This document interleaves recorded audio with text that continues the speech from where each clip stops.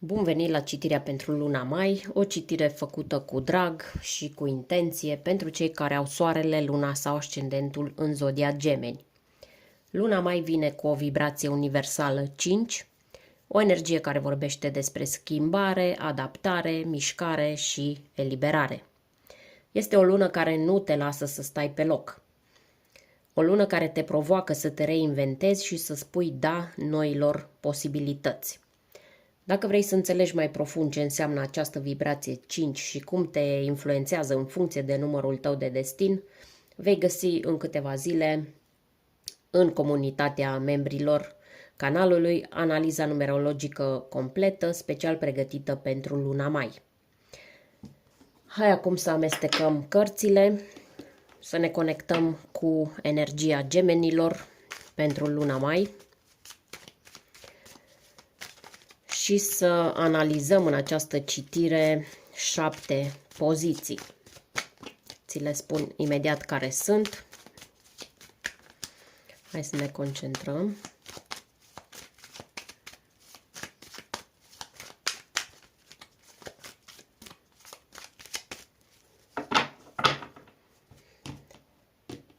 Ne interesează în primul rând energia generală care te însoțește în această lună, ce schimbare e necesar să faci, ce apare pe neașteptate, ce te blochează și ce te susține. Aici avem două cărți, iată, uite, două arcane majore.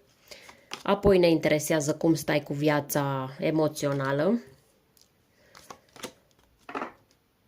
viața, sau mai bine zis, planul profesional, și ne interesează viitorul apropiat. Bineînțeles că vom încheia cu două mesaje oracol, unul din partea Universului prin intermediul acestui set oracol, oracolul înțelepciunii. Să vedem ce mesaj primești. Aceasta este. 25. Ciclurile. Cu ce carte crezi că se potrivește exact? Cu roata norocului. O interpretăm la final. Și mai scoatem un mesaj din pachetul de cărți de manifestare, Secretul. Abia le țin, atât sunt de mari aceste cărți.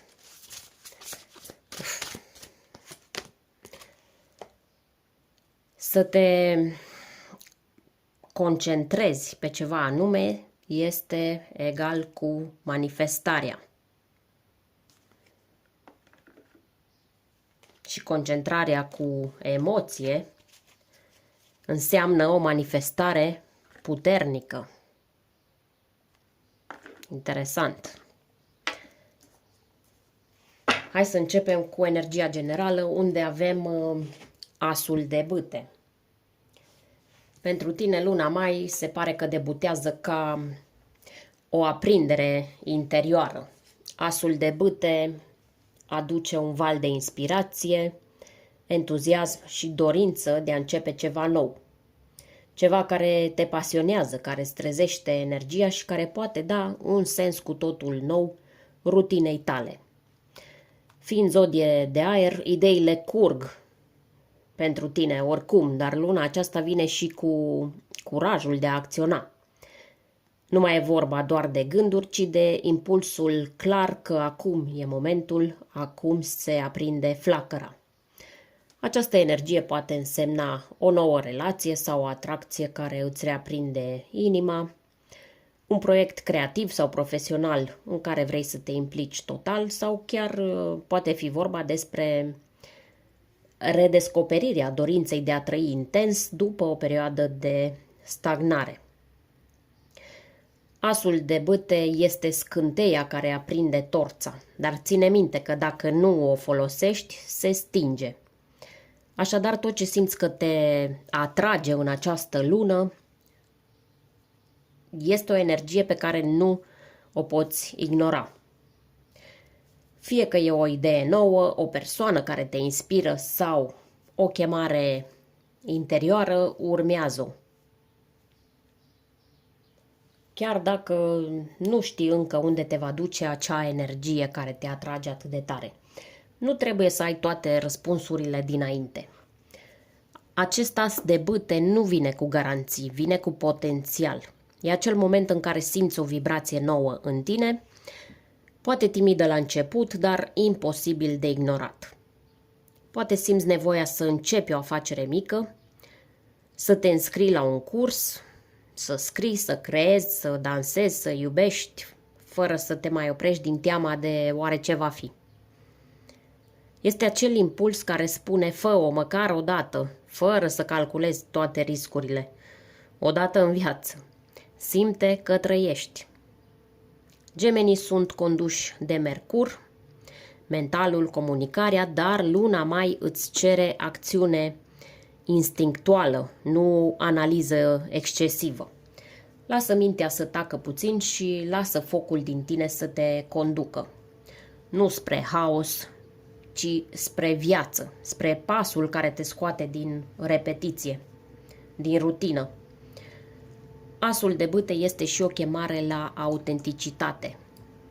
Fă ce-ți place, chiar dacă ceilalți nu înțeleg încă.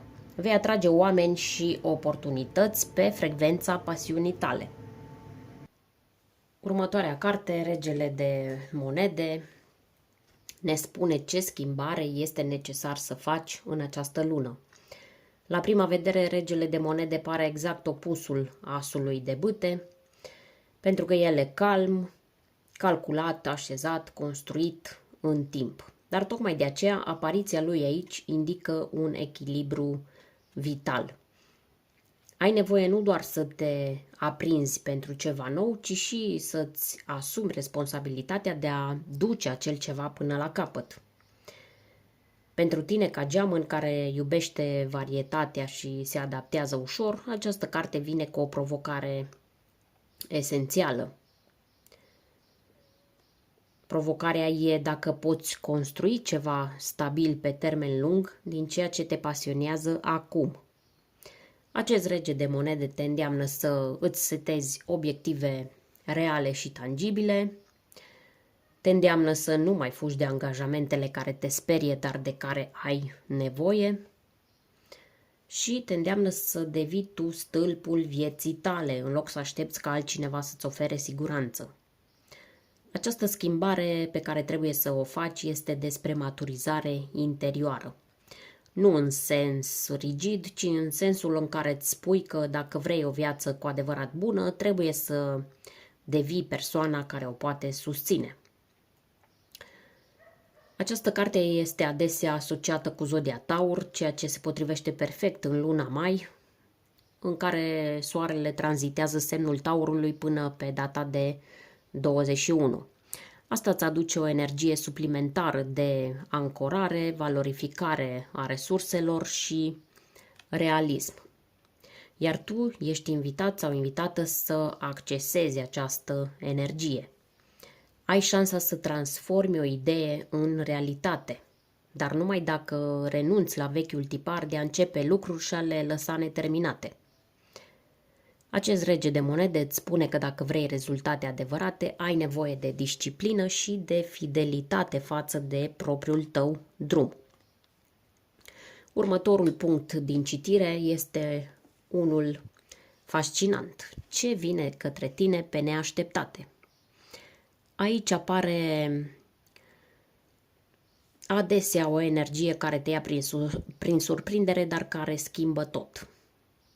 3 de cupe în această poziție aduce o energie caldă, vie și plină de bucurie. E o surpriză pozitivă, dar care vine cu o nuanță subtilă. Reconectarea cu oameni, momente sau versiuni ale tale care te fac să zâmbești din nou. Poate exact când aveai mai puțin chef să socializezi. Aici universul îți face un mic cadou. O reîntâlnire, o celebrare, o veste bună care merită sărbătorită în compania celor dragi. Poate fi o invitație, un mesaj de la cineva de care nu mai știai nimic sau chiar o ocazie socială spontană care îți schimbă complet starea de spirit. Poate te alături unui grup sau eveniment, te alături fără mari așteptări și cineva acolo devine important. Poate primești sprijin de la o prietenă sau de la un prieten vechi. Poate te regăsești într-o conexiune care îți amintește cine ești atunci când nu te mai străduiești să fii corect sau corectă. Și exemplele pot continua. Pentru un geamăn care se hrănește din dialog și diversitate, această carte este ca un impuls exact când ai nevoie. Și mai ales în luna mai, când energia 5 te împinge să ieși din carapace, acest 3 de cupe îți spune să nu spui nu întâlnirilor neașteptate. În spatele unei conversații relaxate poate fi o oportunitate. Într-o ieșire aparent banală se poate ascunde un nou început. Sau într-o conexiune cu cineva cunoscut, poți avea plăcerea să vezi că te înțelegi pe tine mai bine. Este o carte a celebrării și uneori, chiar dacă nu ai toate lucrurile puse la punct, ai voie să te bucuri de ce e bun în viața ta, fără vină, fără explicații. Hai să mergem mai departe la o poziție extrem de importantă. Ce te blochează versus ce te susține. Avem aici judecata și îndrăgostiții, o combinație rară și profundă.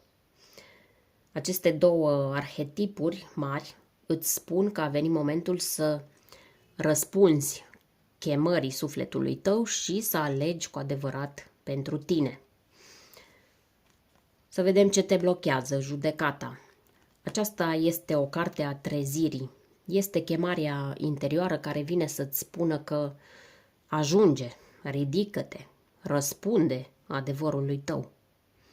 Dar în poziția de blocaj ea arată că s-ar putea să tot amâni această chemare.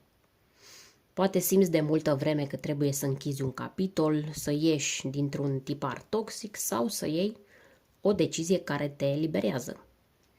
Dar ceva te ține pe loc. Poate fi frica de greșeală, frica de a fi judecat sau judecată de ceilalți, sau pur și simplu ideea că nu e momentul încă. De fapt, ceea ce te blochează nu este lipsa unei soluții, ci ezitarea de a răspunde propriei tale conștiințe. Judecata mai poate arăta și faptul că te judeci prea aspru,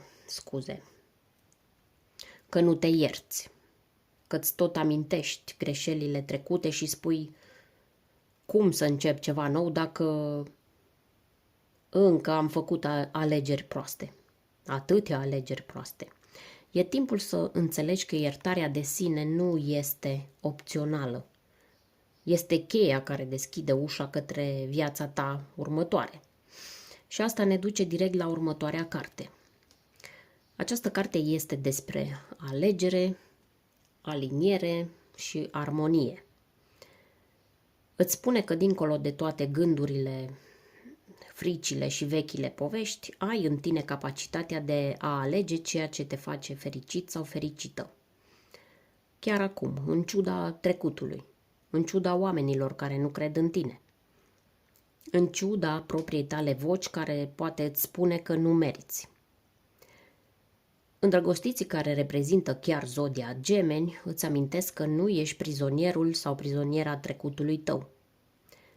Ești liberă să alegi din nou, să alegi iubirea, să alegi adevărul, să alegi ce e bine pentru tine, nu ce e corect pentru alții. Dacă ai fost între două opțiuni, între două persoane, între două drumuri, această carte te susține să alegi nu cu mintea care analizează tot, ci cu inima care știe deja răspunsul. Judecata te provoacă, îndrăgostiții te susțin. Una îți arată ce nu mai poți evita, cealaltă îți arată că merită să alegi pentru tine. Pentru tine, luna mai e despre acel moment în care, după multă analiză, închizi ochii, respiri adânc și spui: asta aleg, aici merg. Mergem mai departe cu poziția 5. Avem aici 6 de cupe. O carte cu foarte multă încărcătură emoțională, dar și foarte nuanțată. Poate vorbi despre iubire pură, despre trecut, nostalgie, dar și despre vindecare afectivă profundă. Tocmai de aceea, pentru că e atât de nuanțată, o vom clarifica. Vom scoate o carte de clarificare pentru cei singuri și una pentru cei care sunt într-o relație. Începem cu cei singuri.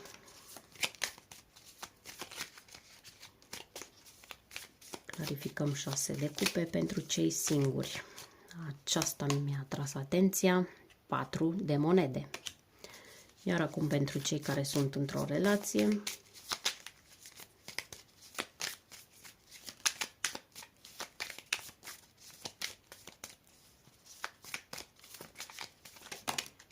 Ia te uită. Nebunul, dar a sărit întors.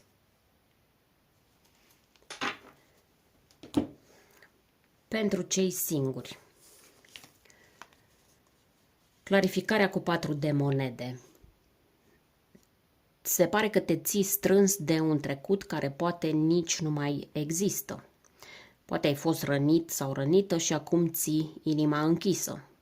Poate ai iubit cândva profund și nu vrei să pierzi acea intensitate, chiar dacă știi că nu te mai servește. 4 de monede arată frică de pierdere, teama de a fi vulnerabil sau vulnerabilă, sau chiar tendința de a controla. Poate refuzi inconștient oameni noi, poate spui că nu apare nimeni potrivit, dar în realitate sufletul tău e ocupat cu cineva care nu mai e acolo, sau cu frica de a suferi din nou. Mesajul pentru tine este să-ți deschizi puțin sufletul. Ce păzești cu atâta grijă e deja al tău și nimeni nu ți-l poate lua. Dar dacă nu lași nimic să intre în sufletul tău, cum poate iubirea să ajungă la tine? Este timpul să faci loc pentru o iubire nouă, nu una doar frumoasă, ci una vie. Pentru cei într-o relație avem 6 de cupe clarificat cu nebunul inversat. Aici lucrurile se complică. Nebunul inversat arată fie frică de angajament, fie un dezechilibru major între parteneri. Unul e prea reținut, celălalt prea impulsiv. Poate cineva din cuplu vrea să înceapă de la zero, dar nu o face într-un mod sănătos.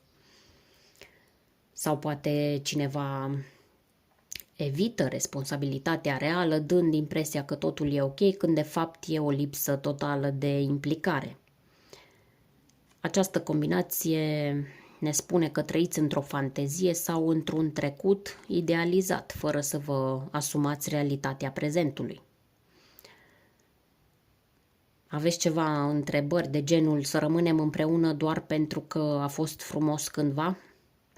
Sau avem curajul să ne asumăm real cine suntem acum? Mesajul pentru tine care ești într-o relație e că dacă vrei ca relația să meargă mai departe, e nevoie să ieșiți din visare și să vă asumați amândoi direcția. Altă șansă există, dar doar dacă amândoi sunteți prezenți, maturi și sinceri. Hai să vedem cum stai cu viața profesională, care e situația financiară.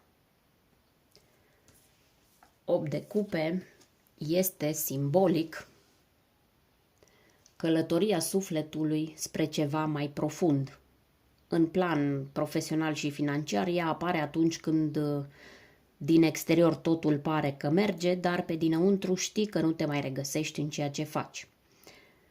Pentru tine care ai nevoie de stimulare intelectuală și flexibilitate, această carte indică faptul că te-ai plafonat, te-ai săturat. Ai obosit să mergi pe același drum fără sens. Poate ai un loc de muncă stabil, dar nu te mai inspiră. Poate ai ales un drum sigur, dar care nu mai reflectă cine ești azi. Sau poate ai tot sperat la o promovare, la un progres, dar totul stă pe loc și nu din lipsă de merit, ci dintr-un context care pur și simplu nu mai este al tău. 8 de cupe poate arăta și o nemulțumire legată de veniturile tale. Nu în sensul că nu ai nimic ca venit, ci în sensul că munca și câștigul nu se mai simt aliniate. Poți simți că muncești prea mult pentru prea puțin, sau poți simți că ai renunțat la visul tău pentru stabilitate financiară, fapt ce face sufletul să protesteze, sau ți-e teamă că lași în urmă o sursă de venit, adică ți-e teamă să lași în urmă această sursă de venit, deși știi că altceva te cheamă. Mesajul acestei cărți este că ai voie să pleci, ai voie să cauți mai mult și universul te va susține dacă plecarea ta este aliniată cu adevărul tău. Ca geamăn ești destul de adaptabil sau adaptabilă, dar uneori te agăți de rațional, de ideea că mai bine așa decât nimic. În luna mai nu mai e suficient să fie bine, e nevoie să fie real, să fie viu, să fie al tău, să fie pe sufletul tău. Dacă ai un proiect propriu în gând, ai o dorință de schimbare, de reconversie profesională, această carte îți spune să nu mai aștepți semnul perfect. Dacă știi că nu mai poți continua așa, acela este deja semnul. Acum realizez că nu mai sunt încadrate cărțile.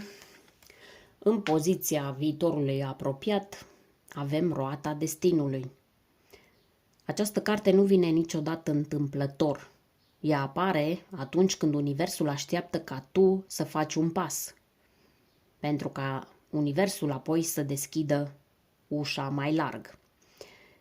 Roata destinului înseamnă că totul se schimbă, dar schimbarea vine cu un scop, vine cu sens, cu direcție. Dacă ai simțit că lucrurile au stat pe loc până acum, că te-ai blocat între poate și nu știu, această carte vine ca un declic. Un eveniment, o veste, o întâmplare aparent aleatorie care îți redeschide drumul, mai bine zis.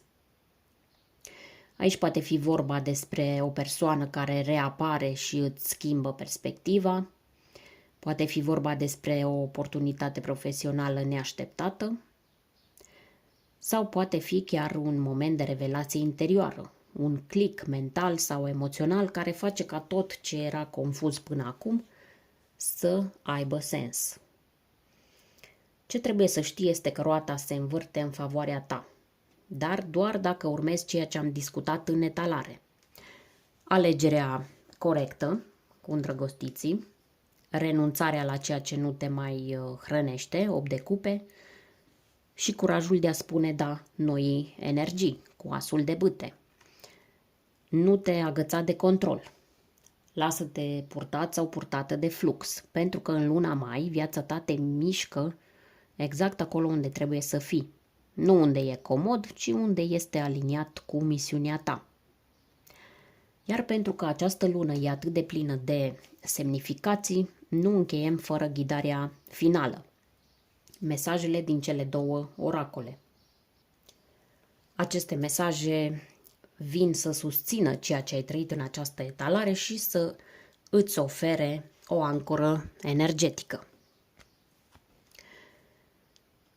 Avem prima carte din Oracolul Înțelepciunii, numărul 25, ciclurile. Această carte îți amintește că viața se mișcă în ritmuri naturale și că nu ești într-un impas, ci într-o tranziție firească. Ciclurile pot însemna finaluri, începuturi, dar mai ales pot însemna conștientizarea momentului în care te afli. În cazul tău, în cartea 25 apare într-o lună cu vibrația 5, iar 2 plus 5 egal 7, număr spiritual al introspecției, al înțelepciunii câștigate prin experiență. E semn că ești într-un punct de trezire interioară. Nu e o criză. E o mutație energetică. E o rotație a propriei tale roți a destinului. Poate ai avut parte de repetiții. Aceleași tipuri de oameni, aceleași decizii, aceleași lecții. Iar această carte îți spune că acum știi. Acum vezi, acum alegi diferit. Această etapă este despre închiderea unui ciclu karmic, poate legat de iubire, cu 6 de cupe, poate legat de muncă, cu 8 de cupe, sau poate legat de tine, cel sau cea care nu mai acceptă mai puțin decât merită. Al doilea mesaj din Secretul îți spune că manifestarea este mult mai puternică dacă te concentrezi pe ceea ce dorești cu emoție. Acesta este un adevăr esențial în manifestare. Nu ajunge doar să vrei ceva, trebuie să simți că e al tău, să trăiești emoția împlinirii lui chiar înainte să apară. Ai avut în această citire teme legate de alegere, de direcție, de curajul de a începe. Această carte vine ca o cheie. Unde îți duci atenția, acolo se duce și puterea ta de creație. Dacă te focusezi pe ce nu merge, manifesti stagnare. Dacă te focusezi pe nu vine nimeni, nu reușesc nimic, etc., nu pot, nu știu să fac, exact asta se amplifică. Dar dacă îți direcționezi atenția către ceea ce vrei cu adevărat și adaugi emoție autentică, adică bucurie, încredere, entuziasm, atunci creezi mișcare, creezi oportunitate și destin. Tu ești o zodie de aer, deci mentalul tău este puternic. Dar în luna mai ți se cere să aduci emoția în focusul tău. Simte ce vrei, nu doar gândește. Universul îți va răspunde.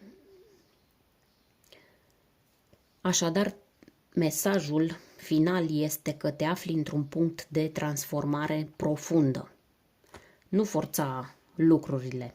Înțelege ritmul ciclurilor tale, dar nu te teme să-ți asumi puterea de a manifesta ceva nou. Focusul tău emoțional este cheia. Dragă geamăn, dragi gemeni, vă mulțumesc că ați fost aici până la final. Dacă această citire a adus claritate sau încurajare, orice like este binevenit, este felul vostru de a spune, am fost și eu aici. Până data viitoare, alege cu inima, nu cu frică. Și amintește-ți ceea ce simți cu adevărat se manifestă. Am observat că am început să vorbesc la plural și probabil se întâmplă asta pentru că știu că nu ești singur sau singură aici. Suntem mulți cei care trecem prin lecții asemănătoare. Iar dacă ai ajuns până la final, faci parte din acest spațiu în care ne conectăm și învățăm împreună.